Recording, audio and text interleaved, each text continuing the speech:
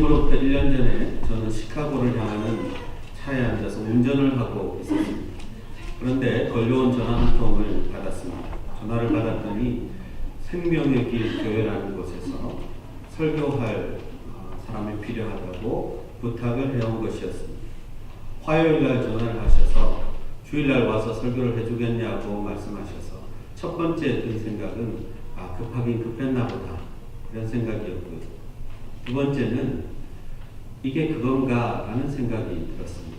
왜냐하면 그때 저는 새로운 사역지를 놓고 하나님 앞에 기도하고 있었고 하나님이 이맘때쯤 응답하시리라는 그런 마음을 가지고 있었기 때문입니다.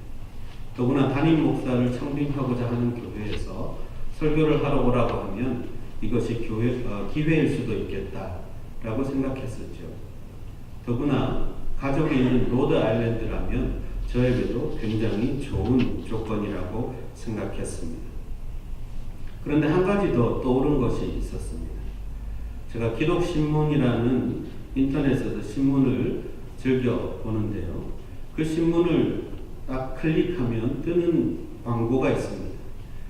생명의 길 장로교회 담임 목사 청빙 광고 이런 것이 떠요. 이게 뭐냐면 몇 년 전에 저보다 앞에 계셨던 목사님을 모실 때 여러분이 광고를 낸 내용입니다. 근데 제가 기독신문을 읽다가 그 광고를 보고 그걸 즐겨찾기로 등록을 해 두었습니다. 그래서 저는 몇 년 동안 기독신문을 클릭할 때마다 생명의 길 교회 담임 목사 청빙 광고 그걸 보고 제가 신문을 읽었던 것이죠. 어쨌든 그래서 제가 작년 6월 12일 아카데미 에비뉴에 있는 생명의 길 교회에 와서 설교를 하게 되었습니다. 말이 설교지 사실은 선을 보는 것이었죠. 이렇게 몇십 명이 앉아서 제가 설교할 때 속으로 다 채점하고 있는 것을 제가 다 느낄 수 있었습니다. 그러나 여러분만 그렇게 한 것이 아니라 저도 여러분들 채점하고 있었습니다. 이 교회 성도들은 어떤 사람들일까? 말씀을 전했을 때 어떤 반응을 보입니까? 서로 그런 상황이었죠. 그리고 그때 당시의 설교 내용은 어쨌든 제가 이 교회 교인들의 마음을 또 얻어야 한다는 그런 마음들이 깔려 있었기 때문에 저를 소개하고 제가 가진 사역 내용을 말씀드리는 것이 주 설교 내용이었습니다. 그런데 지금 읽어보면 사실 좀 부끄럽기도 하고 감사하기도 한 그런 내용들인데요. 근데 왜 하필 그 본문을 정했을까? 제가 생각해 보았습니다. 당시에 저는 선배 목사님들과 함께 노회 일을 섬기고 있었습니다. 그런데 가는 교회들마다 이미 닫혀버린 교회, 분열되어서 서로 싸우고 있는 교회, 담임 목사님과 장로님들 간에 싸우는 교회, 교인들끼리 싸우는 교회, 이미 목사님과 성도들이 떠나버리고 성전은 멀쩡하게 있는데 어르신들만 남아서 교회를 지키고 있는 교회, 그런 교회들을 보았습니다. 제 마음속에 심각한 질문이 떠올랐습니다. 왜 하나님의 교회가 이런 모습이 되었을까? 어떻게 하면 오래가는 교회, 모든 성도들이 행복한 교회를 만들 수 있을까? 그래서 그 교회에 대한 생각이 저를 지배하고 있었기 때문에 아마도 여러분께 첫 선을 보이는 그날 교회란 어떤 것이고 저는 어떤 교회를 세울 것인지를 여러분에게 말씀드렸던 것 같습니다. 그리고 한 달 후에 제가 작년 7월 15일 날 생명의 길 교회에 부임을 했으니까 이제 한 일주일 정도만 지나면 딱 1년이 되는 날입니다. 근데 제가 요즘에 들어서 이 본문을 다시 보니까 한 가지 깨달은 것이 있습니다. 그때 그 본문을 정한 이유가 있었던 것이죠. 하나님이 이 생명의 길 교회를 세우시고 다시 재건하시기 위해서 가지고 계신 청사진이라는 것이 있었습니다. 하나님의 계획이 있었고 하나님의 비전이 있었는데 그것을 저를 통해 선포하게 하신 것입니다. 여러분은 그 비전에 아멘으로 화답했기 때문에 제가 이 교회에 오게 되었다는 것입니다. 그래서 본문을 묵상해 보니까 지난 1년 동안 우리가 해온 일들이 다 이 본문에 담겨 있는 것을 보게 되었습니다. 하나님께 얼마나 감사하고 또 얼마나 이 말씀을 준비하면서 감격했는지 모릅니다. 하나님은 1년 동안 많은 일을 이루어 주셨습니다. 우리의 힘으로 한 것이 아닌 하나님의 계획과 하나님의 비전에 순종한 성도들과 모든 성도들이 합하여서 이 일을 이루어낸 것입니다. 오늘 본문을 보면요, 이스라엘 백성들이 메소포타미아 지방에 사로잡혀 갔다가 수십 년 만에 다시 돌아와서 성벽을 재건하는 장면입니다. 느헤미야의 인도로 와서 성벽을 재건하고 그 성벽을 다시 세운다는 것의 의미는 무엇이겠습니까? 하나님의 백성으로서 잃어버렸던 정체성을 다시 회복하고 그 정체성을 지키는 것입니다. 다시는 이방 민족들이나 혹은 침입에 의해서 그들의 영적인 정체성이 깨어지지 않도록 하는 것이 바로 성벽 재건이었습니다. 여러분 생각해 보십시오. 우리는 13년의 역사를 가지고 있습니다. 그동안 전세살이도 했고요. 방황하고 떠돌던 그런 우리 교회였습니다. 그런데 하나님의 뜻이 있어서 우리에게 이렇게 아름다운 성전을 주시고 우리의 믿음을 다시 재건하시고자 이 성전을 구입하고 그리고 리노베이션을 통해서 완벽하게 고쳐 나가고 계신 것을 우리가 볼 수 있습니다. 하나님은 우리에게 하나님의 백성으로서의 정체성을 다시 회복하라는 것입니다. 우리를 왜 부르셨고 우리를 통해 무엇을 기대하시는지를 하나님이 알게 해주셨습니다. 지난 수요일부터 금요일까지 우리 성도들이 뜨겁게 기도했습니다. 감사만 하려고 했는데 감사가 아니라 이 교회를 향한 하나님의 비전과 하나님의 뜻을 생각하며 정말 간절하게 기도했습니다. 이제 우리의 영적인 재건이 시작된 것입니다. 우리의 믿음의 정통성을 잘 유지하기 위해서 최선을 다해서 이 교회를 하나님 앞에 올려드리기로 그렇게 우리는 기도했습니다. 성벽 재건이라는 것 자체가 영적인 재건에 울타리를 치는 것과 같습니다. 그 안에서 성도들이 마음껏 하나님을 예배하고 오직 하나님께만 영광 돌리는 성전을 세우고 그런 백성들이 되어간 것처럼 우리도 이제 하나님께서 주신 이 아름다운 성전에서 우리의 믿음을 다시 세우고 재건하고 하나님께서 기뻐하시는 교회로 우리를 올려드려야 하는 것입니다. 여러분 이제는 핑계 댈 수 없습니다. 예배당이 청결하지 못해서 예배 시간이 애매해서 주일학교 시설이 열악해서 주변 환경이 안전하지 않아서 우리는 이제 그런 핑계를 댈 수가 없습니다. 하나님이 완벽한 것을 우리에게 주셨습니다. 이제 우리가 할 일은 그 하나님의 뜻에 따라 이 교회를 정말 은혜가 넘치는 교회, 서로 정말 사랑하는 교회, 하나님이 주인 되시는 교회, 그것을 만들어가는 일에만 우리가 모든 몸과 마음과 뜻을 합하여서 나아가는 것, 그것만이 하나님이 우리에게 기대하시는 일이고 우리가 해야 될 일인 줄 믿습니다. 하나님이 어떻게 이스라엘 백성들로 하여금 성벽을 재건하게 하셨는지를 보면서 우리가 그런 교회를 만들어가는데 어떻게 해야 할지를 한번 같이 생각해 보겠습니다. 오늘 본문은 느헤미야를 도와서 새로운 부흥을 위해서 성벽을 재건하는 사람들의 명단이 쭉 나와 있습니다. 어떻게 보면 노가다 작업일지와 같은 것, 인부들 명단이 쭉 나와 있습니다. 그러나 거기에는 분명한 메시지가 있습니다. 먼저 북쪽 지역을 건축하는 엘리야십이라는 대제사장이 등장하죠. 하나님은 하나님의 일을 하실 때 먼저 영적인 리더를 세웁니다. 그를 통해서 하나님의 일을 진행하기를 원하시고 그리고 많은 성도들 또 이스라엘 백성들은 그 리더의 인도함을 받아서 하나님의 일을 감당하는 것이죠. 근데 엘리야십이 제일 먼저 한 것이 무엇입니까? 그것은 양문을 건축하는 것입니다. 양문이 뭐냐면 양들이 들어오는 문입니다. 제사용으로 쓰일 양들이 들어오는 그 문을 만들고 그것을 거룩하게 성별했습니다. 왜 그렇습니까? 하나님 앞에 드리는 제사가 제일 우선되어야 할 것이기 때문에 그렇습니다. 우리 교회는 이 성전에 들어오기 전까지 계속해서 레위기 공부를 했습니다. 왜 했을까요? 예배가 제일 우선이기 때문에 그렇습니다. 예배가 하나님이 우리를 부르시고 이 성전을 주신 목적이기 때문에 그렇습니다. 교회의 본질이기 때문에 그렇습니다. 그래서 우리는 어떤 모임으로 모이든, 가족 모임이든 목장 모임이든 성경 공부 모임이든 어떤 모임으로 모이든 하나님 앞에 예배하는 것이 제일 우선이 되어야 합니다. 이것이 뒤로 밀려나는 순간 우리의 신앙도 우리 교회도 위기를 맞게 될 것입니다.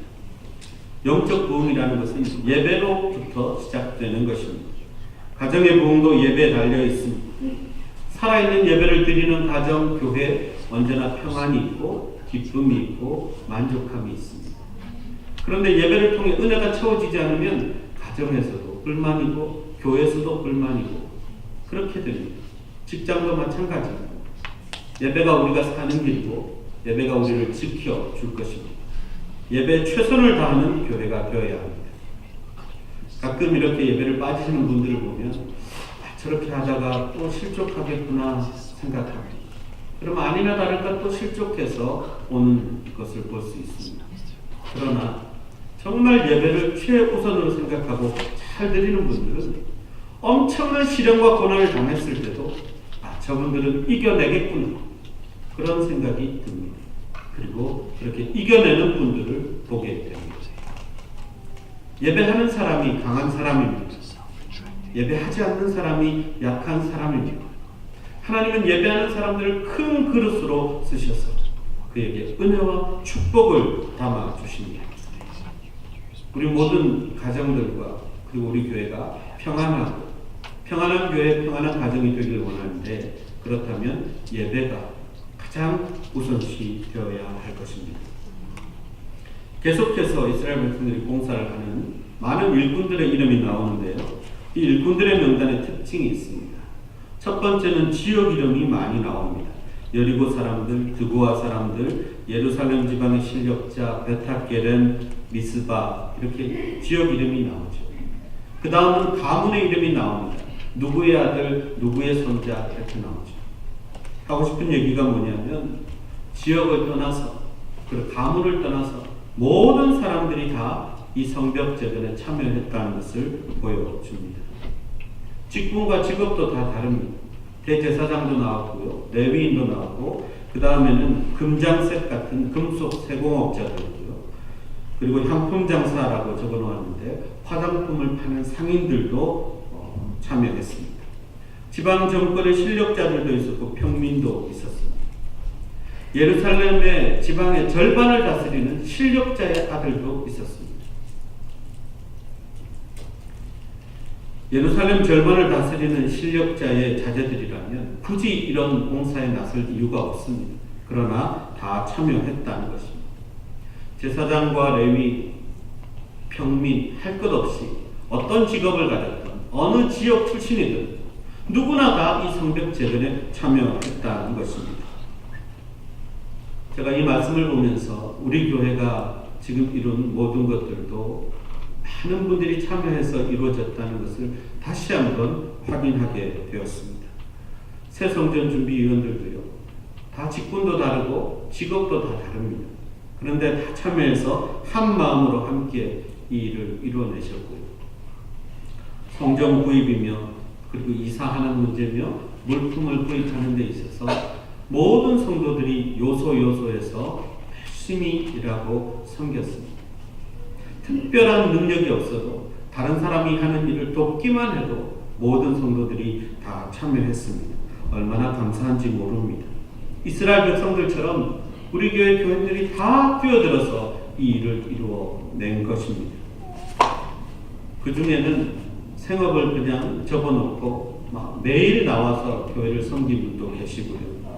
예배당에 들어온 물건들을 조사하고 계산하고 찾아내고 발품 팔아서 확인하고 교회 구입해서 교회에다 주신 분도 계시고요.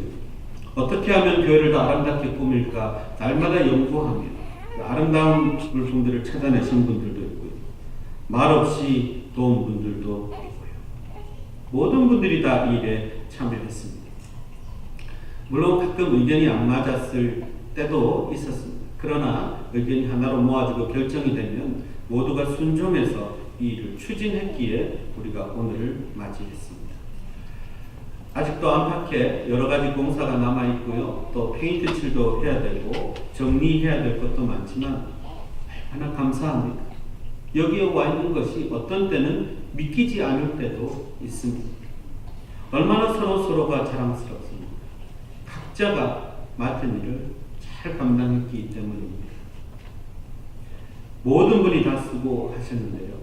오늘 이 시간 우리 모든 성도들을 격려하면서 우리 큰 박수를 한번 했으면 좋겠습니다.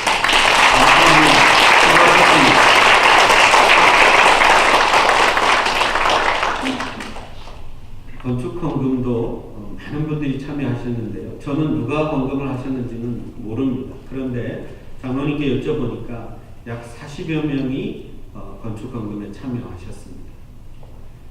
적든 많든 기쁜 마음으로 하나님께 예물을 드린 것이죠. 우리 하나님은 참 놀랍고 대단하신 분입니다.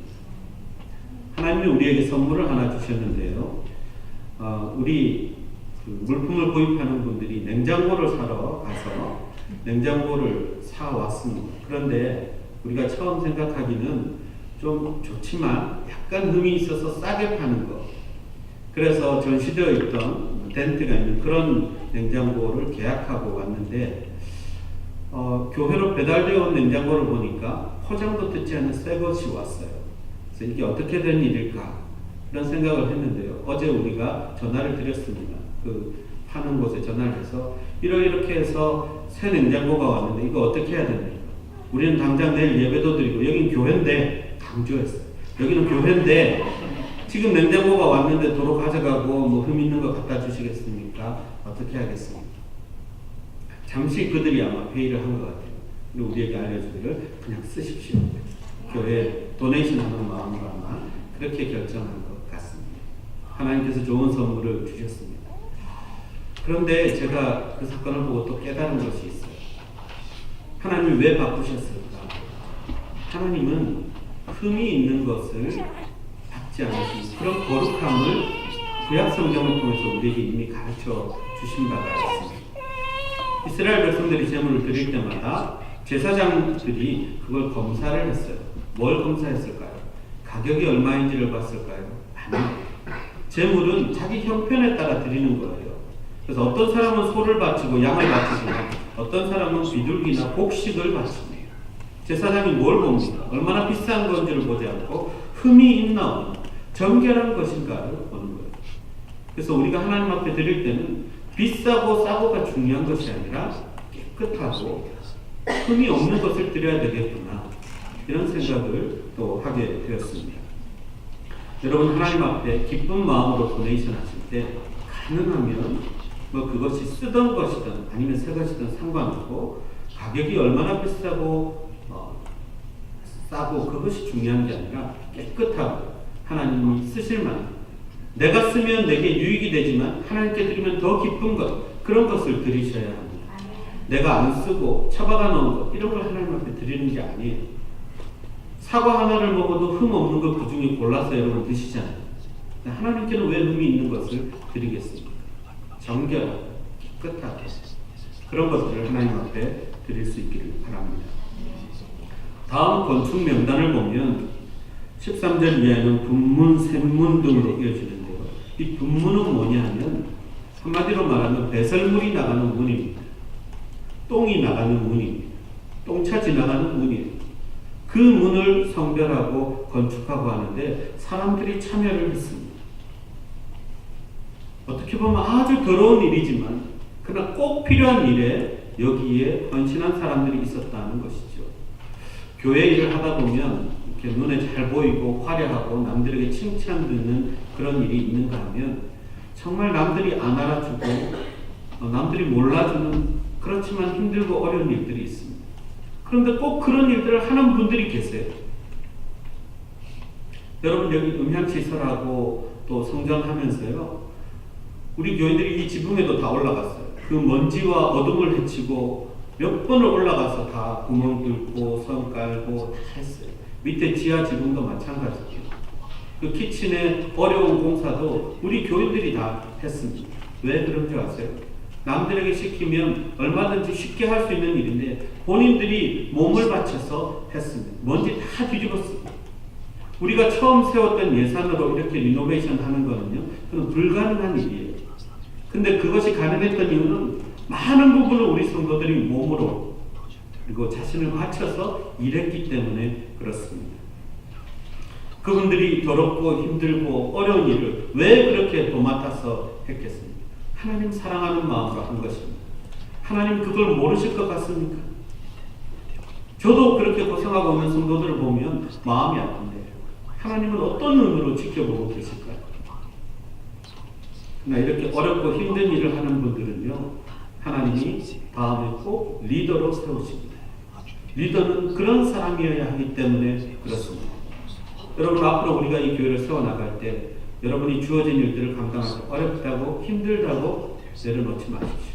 하나님이 맡기신 이유는 그것을 통해서 여러분을 리더로 세우기 위함입니다.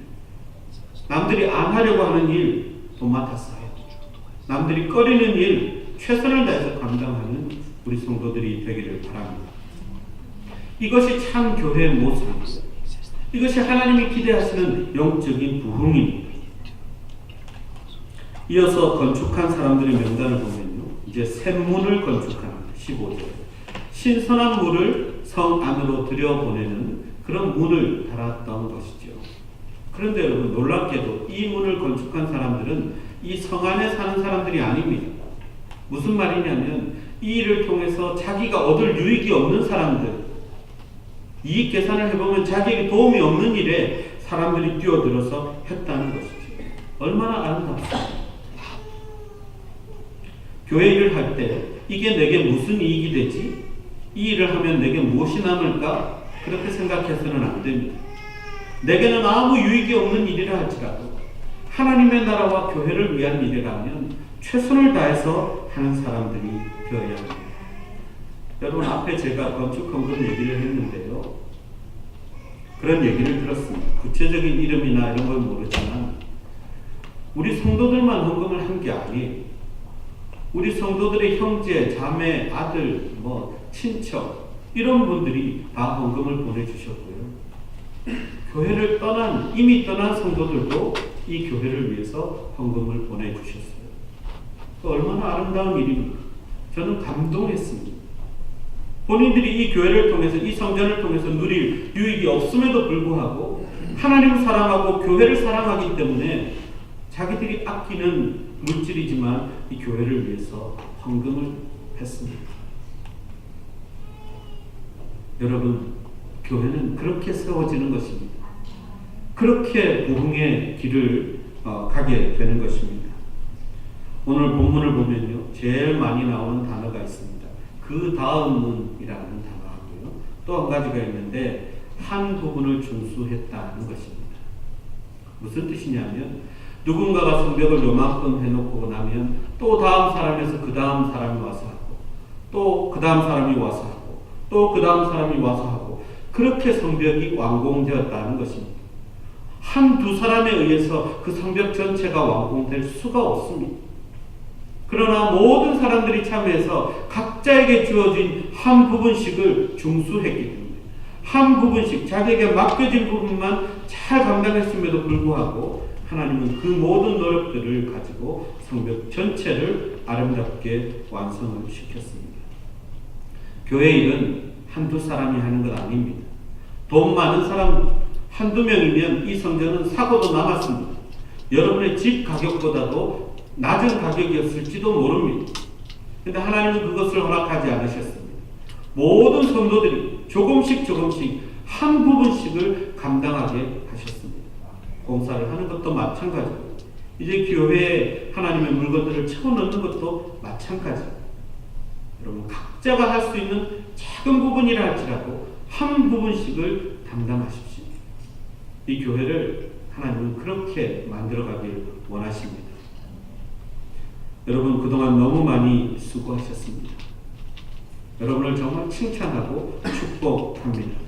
한 사람 한 사람을 하나님이 기뻐하시고, 또한 여러분 한 사람 한 사람을 통해서 이 교회를 정말 놀랍게 쓰실 줄 믿습니다. 앞으로 여러분에게 어떤 일이 주어지든지 그 한 부분 잘 감당해서 하나님 나라의 큰 일에 동참하는 우리 모두가 되기를 바랍니다. 기도하겠습니다. 거룩하신 하나님, 하나님께서 여기까지 하셨습니다. 감사와 영광을 올려드립니다.